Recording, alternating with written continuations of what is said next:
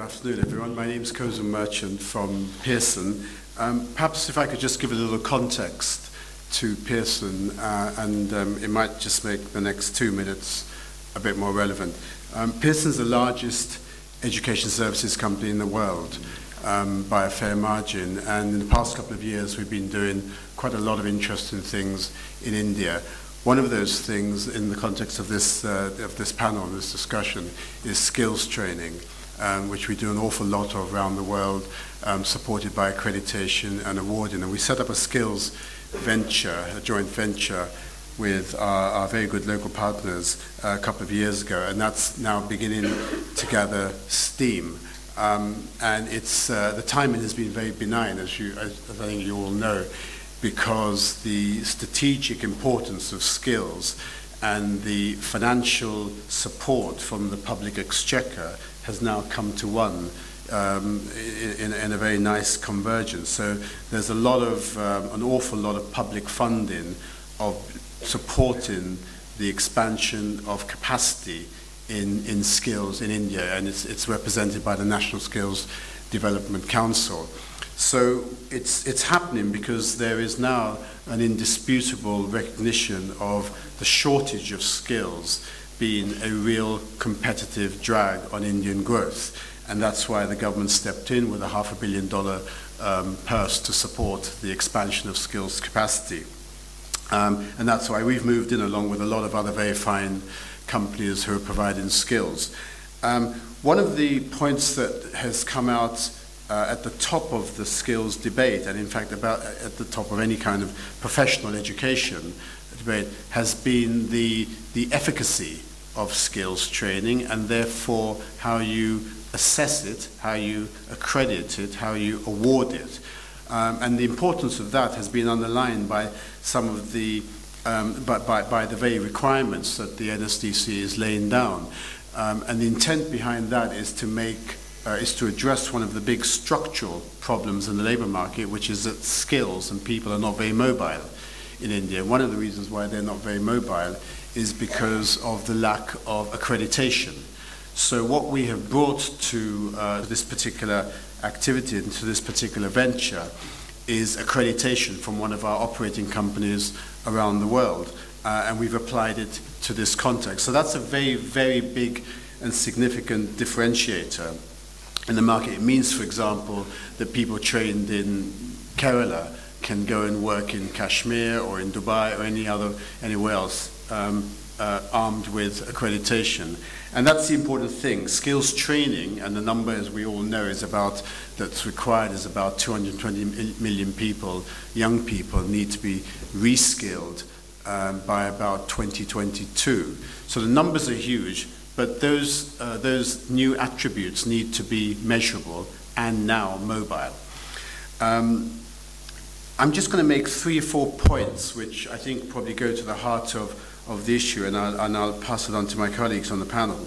The question asked of us was the interchange between academia and industry, and how that can be finessed for the benefit of the economy, which we recognize now needs more young skilled people.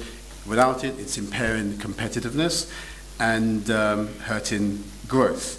So the first point is that it needs to be more demand driven, which means that to understand skilling and training, you really need to have a better understanding of where that demand is coming from, and that means industry needs to get involved.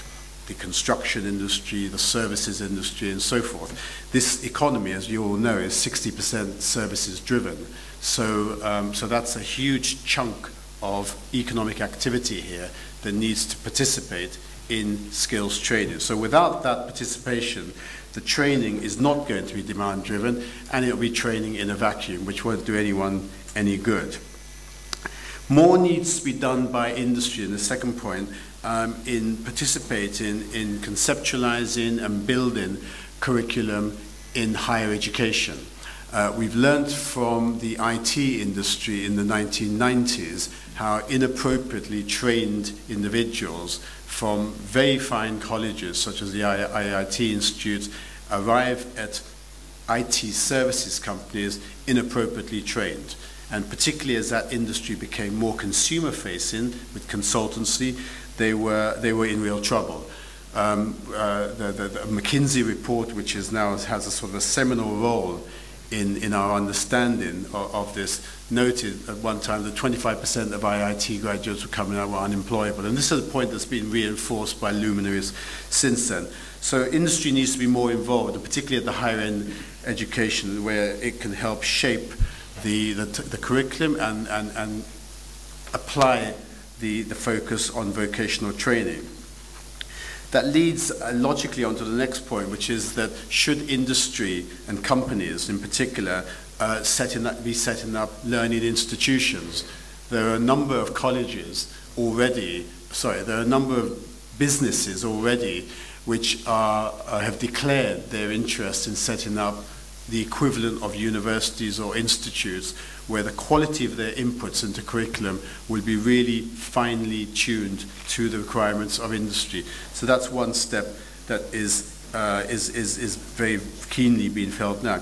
And the final thing is that perhaps we should recognize the importance of vocational training at an earlier stage in a person's education. It is not just about professional education, but it is about seeding those skills at school.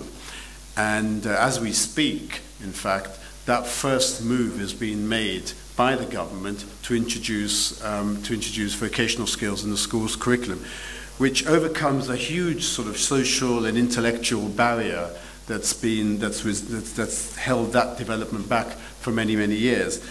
Tenders are now being submitted by state governments to the federal ministry to support the introduction of vocational skills or vocational training, into a school's curriculum. And one derivative of that could be a system of credits which encourages children from perhaps standard 8 or 9 to take up subjects which they would normally have reserved for post-school education. That would help them onto university places, and the credits would serve exactly the same function as any other form of academic credit serves elsewhere in higher education. So those are just 3 or 4 points which I think would help just cement a relationship between industry and academia and address that skills gap. Thank you.